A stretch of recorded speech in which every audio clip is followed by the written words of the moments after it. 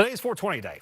It's the unofficial holiday for those who use marijuana. If you weren't aware, Illinois has some of the highest marijuana taxes in the country, ranging up to 25%. And it added up to a $281 million windfall for the state last year. And in a very timely fashion, Illinois Policy, nonprofit Chicago think tank, is tracking where the millions of dollars in revenue generated from that tax actually goes. Dylan Sharkey is here to break it all down for us in his reporting to show us where the money is going. Dylan, thank you so much for being here. At first, if you can remind everyone, because it feels like a long time ago, when this tax was first implemented, there were some initial promises related to where this money is going to be going. Where is this? What was that promise? Yeah, it's hard to believe that we're in year 7 of legal marijuana in Illinois, and for the state, it's spent a little over $1.5 billion since then. And so, where is this money going? Illinois is unique, and compared to other states, a lot of our money, millions and millions of dollars, goes just right back into the state's general revenue fund. And what does that mean? It means it goes into a black hole, and lawmakers can spend it however they like, and people are kind of kept in the dark on where the money actually ends up. Some of it goes to great causes, but for a lot of it, we actually don't know. Yeah, because in a lot of other states, you hear, oh, it's going to be used for public safety, you're going to use for education, or it's going to be used for mental health programs. So you're saying in Illinois, there was really sort of this vague promise, and did that surprise you during what you found?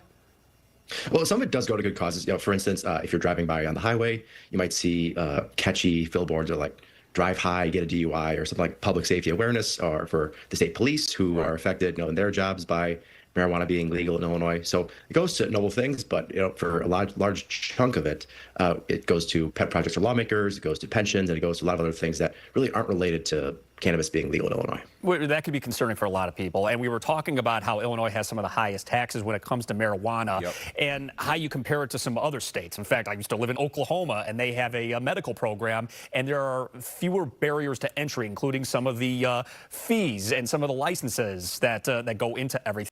I'll tell you what Illinois did. What Illinois did is basically they gave people that didn't suffer from the marijuana convictions the priority, let's say the people with the money, priority to buy licenses to get the weed dispensaries, and then they taxed it.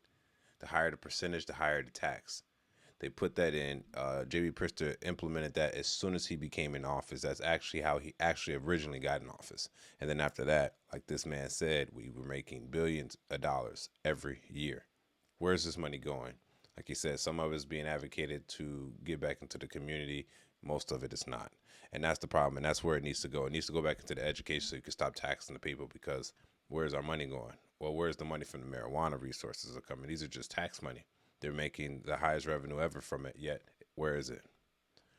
That's the problem I'm seeing. That's a problem a lot of people are seeing at the moment. Also, I never actually knew where the money go. I just knew that they had the money. Like this guy was saying, it's kind of going into like a little dark hole, a little pit, and they're probably laundering the money, investing it, using it for other things that no one knows, right?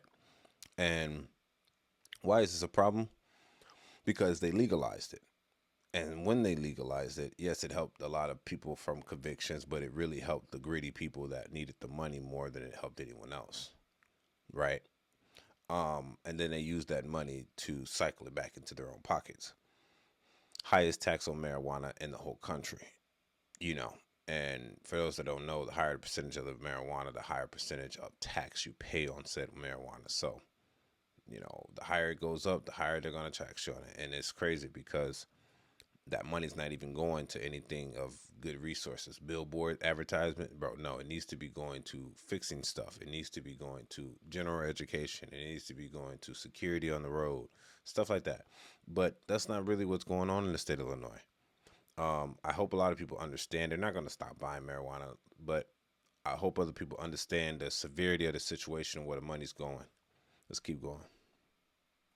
Thing, but it really probably has some unintended consequences when Illinois is competing against other neighboring states that have a marijuana program.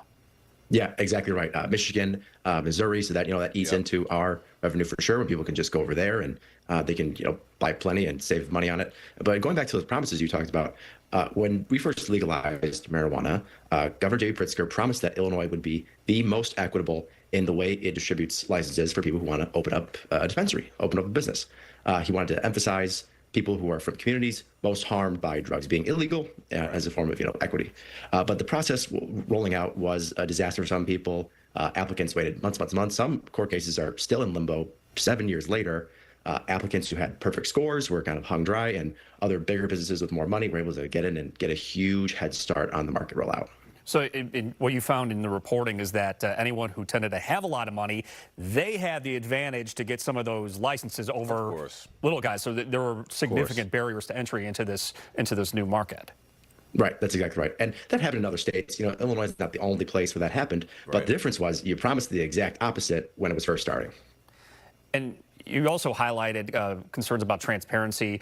What's missing from the state's reporting that makes it difficult for taxpayers to track how that money is being used here? Well, other states are just more specific about where it goes. So, for going back to that general revenue fund, a big chunk of it, hundreds of millions, I think it's close to roughly 40% of marijuana taxes just goes to, they call it the budget stabilization fund. So some of it goes to local governments, which is great because, they're affected by it too, and they need the money. But at the state level, state lawmakers, it's just a very broad category. Like Michigan and Missouri, they'll tell you 6% goes to scholarships. This percent goes to the police. They are much more specific on where the causes go to, so it's ending up in a good place.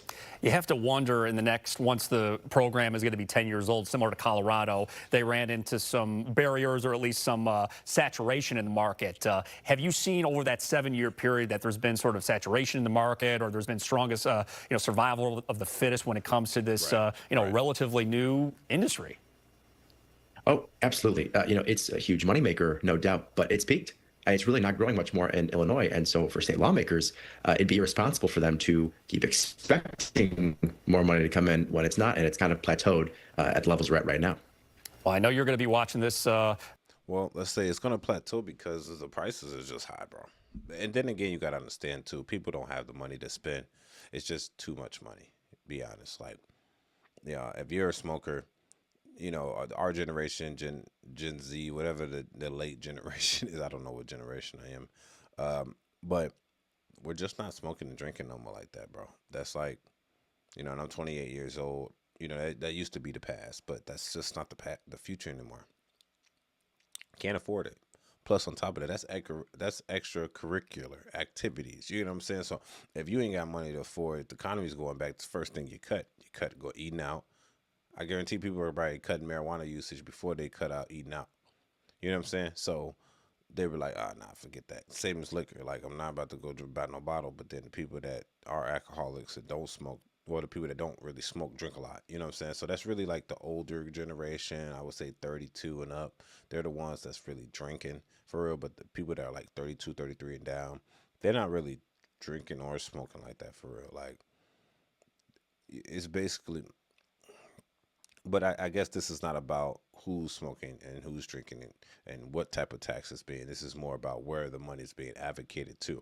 Now, in this situation, I think the money should be advocated to the children to go to school because, you want to get these kids out of debt and you got a fund that just has a bunch of things in it. All right, start sending kids to school for free. Sounds like a plan to me. Get them out of debt before they get themselves to debt. You know what I'm saying? Send them to school. This is the marijuana school fund or whatever. It's like, be transparent. That's all we ask for. We ask for transparency here, and that's what I want most of all. I don't care about really nothing else. I just want them to be transparent with how they're touching our tax money, because then they got to justify why they're taxing us that much too. And if they got to justify why they tax us that much, you got to at least tell us where the money's going. It's like, we don't mind being taxed. We do, but we don't really mind being taxed if you told us where you're putting the money. Not what you told us. Actually, you got to show us, actually, because y'all lie a lot. And that's federal and state and local. Y'all lie a lot. Y'all don't tell the truth about where the money's going. We need to have transparency completely. Almost like a fund. Like, okay, this is how much money we made. This is what went to this. This is what money went to this. This is what money went to this. Instead of just, this is just a fund that holds stuff. And this money is just held making money. You know what I mean? Investing and stuff, doing all this extracurricular activities with it. But I'm be honest, bro. The marijuana usage days, they're over, bro. Just give it up, leave it alone. It's just old now at this point. Like, it's no advantage anymore. It's not fun no more, to be honest. It's It's lame. Shit is weak. The dispensary is not really hitting no more. People still buying weed from the streets. You know, it's stuff like that. And if you know, you know. You know what I'm saying? If you don't, you won't. And the concept is, where's your tax money going? For real. Where's my money going? All right. I want y'all to think about that. This is your boy Angelo Savage. Tell me what y'all think about this in the comments section. Don't forget to subscribe. And it's your boy Angelo Savage. This is Savage Report. Let's go. Peace.